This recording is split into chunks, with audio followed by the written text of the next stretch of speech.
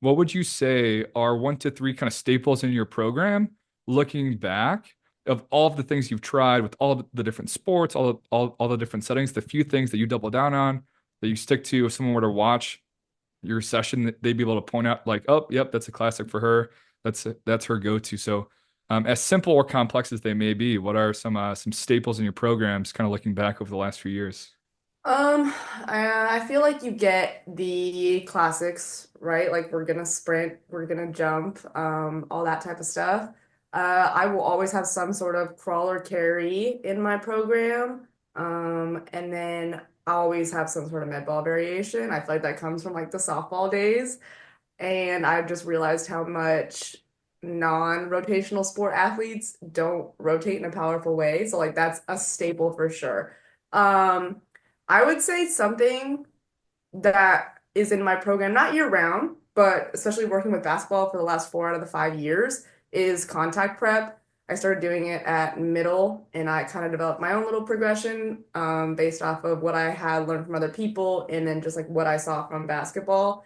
And so every, I would say August and September, it kind of depends on the team and like what we need and where we're at. But I will always run some sort of like 4 to 8 week contact prep progression. Some of it happens in the weight room, some of it happens, on the court. But that's a staple for me. And it was fun this year to do it with like a brand new team who had like never seen my progression before.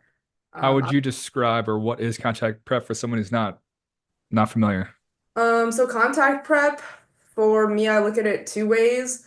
One, it's just a way to reintroduce contact between athletes. If you play a sport where you do have a high contact rate, especially if they aren't like getting that type of accumulation of contact like over the summertime, depending on like how your team practices or doesn't practice. And it's like a safe, controlled way to start to build that volume back up so it's not so much of a shock to the body.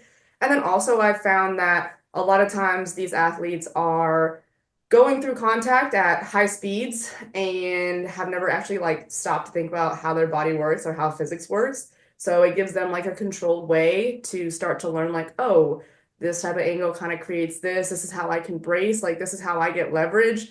Like two of the big ones I do is like a shoulder to shoulder, so like a defensive stance, and then we'll do like a bear crawl, and we'll basically start in working in control. So it's like, hey, we're both driving into each other even. Like the goal was not to win; it's just to learn how to brace, how to create contact, how to create tension quickly.